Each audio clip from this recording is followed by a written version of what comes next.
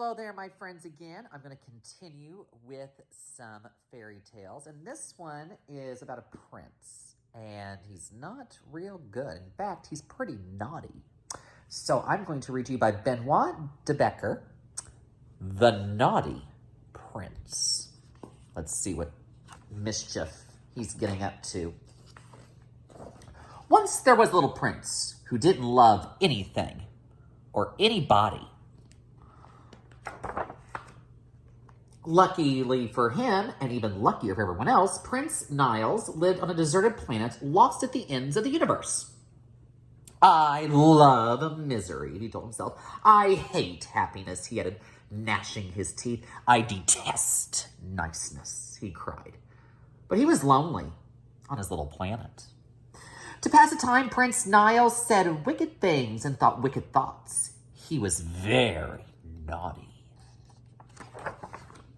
One day, while looking across the skies, he saw a beautiful planet that was blue, yellow, red, and green.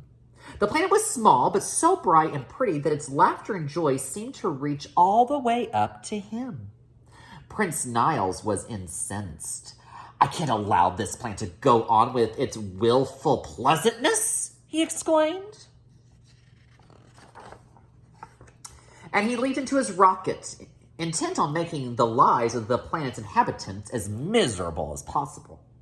I am going to flood them in a river of black goo. Soon those ninnies will forget about laughing.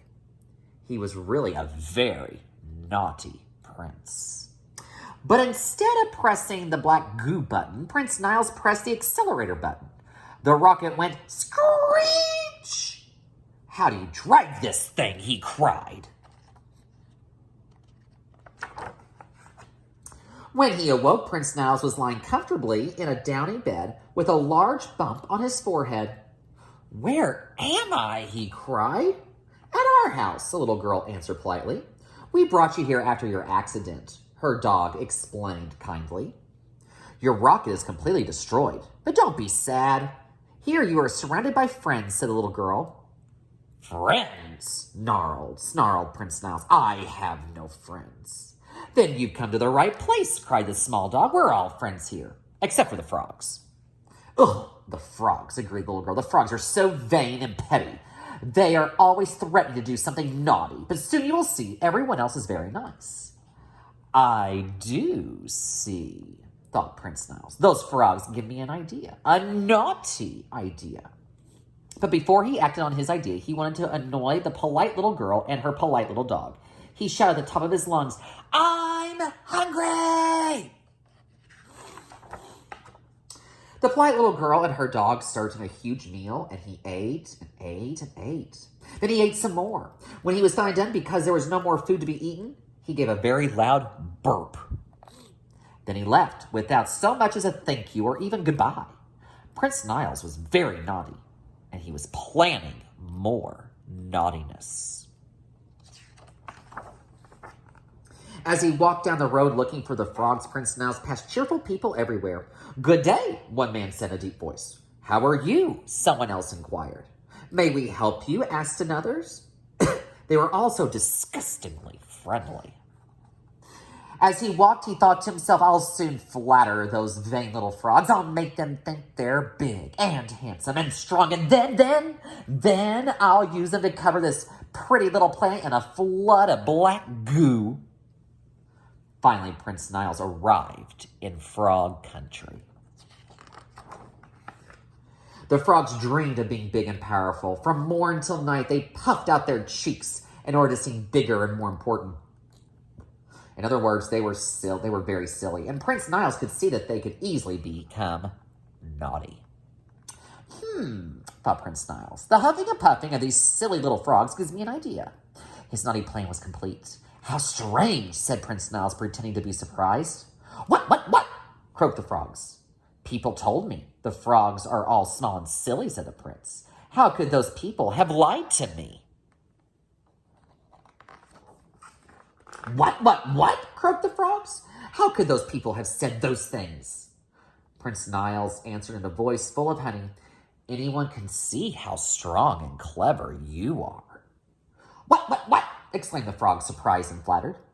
If I were you, continued Prince Niles, I'd take revenge on all these liars. Soon he had the frogs chanting with him, revenge, 1, 2, revenge, 1, 2, revenge, revenge, revenge. They began marching. Their naughtiness had begun. Prince Niles marched his band of frogs to his rocket. Each frog was issued a black mask and a straw to suck black goo out of the rocket's black goo tank. My friends, cried Prince Niles, the time has come to seek your revenge. Flood the land that torments you, flooded with black goo. Revenge, revenge! With a great jump, the frogs leaped skyward. All day, all night, the frogs squirted black goo. They were so quick, it was impossible to catch a single one. And in the happy, peaceful land, there were few people who knew how to catch a frog. The whole thing amused the frogs a great deal. Prince Niles was delighted. What a marvelous mess. What splendid sadness, he said happily. It's so much fun to be naughty. And best of all, because of me, these minis no longer feel like laughing. He almost felt like laughing himself, but he was really much too naughty for that. On the 4th day of squirting, the frog suddenly stopped. We can squirt no more. All this goo, all this sorrow, it's breaking our hearts. Being naughty isn't nearly as much fun as we thought it would be. What? Cried Prince Niles. He pointed at a sign that said, welcome to our town. Look at this, he said. See what those liars wrote? It says, the frogs are all small and silly and scared. What? Cried the frogs, who did not know how to read. They were very angry. Revenge, they cried, and they pressed forward, hurrying toward the center of town. But suddenly, ow! Ouch! Ow! Yelled Prince Niles. A large paw was twisting Prince Niles' ear. The man with a deep voice bellowed, tell me, you villain, have you finished with all your naughtiness? What? Whimpered Prince Niles. Ouch! It's not my fault, ouch! It was these stupid, silly frogs. What? Croaked the frogs indignantly. And so all summer, Prince Niles cleaned up his mess all by himself. The frogs all entered a special frog education program. The kind people of the land agreed to teach them how to read and to write and to think a bit, so that in the future they would not be misled by the first passerby. At last, Prince Niles had worked and worked. The beautiful planet regained all of its colors. That day, a tear rolled down Prince Niles' cheek, and many other people shed tears too. But Prince Niles' tear was a tear of rage. At last, bellowed the man with a deep voice. Finally, you seem to have learned something from your naughtiness. Now, do you want to stay and live peacefully among us?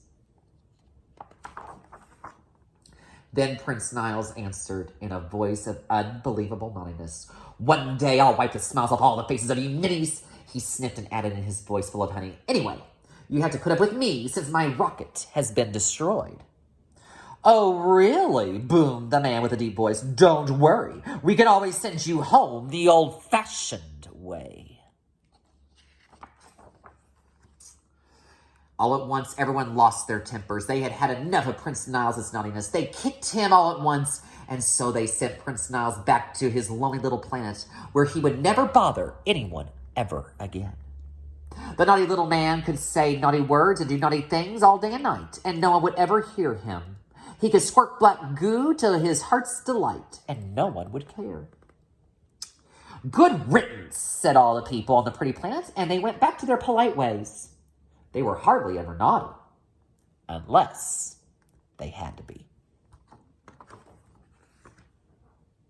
So I hope you all aren't going to be a naughty little prince or princess.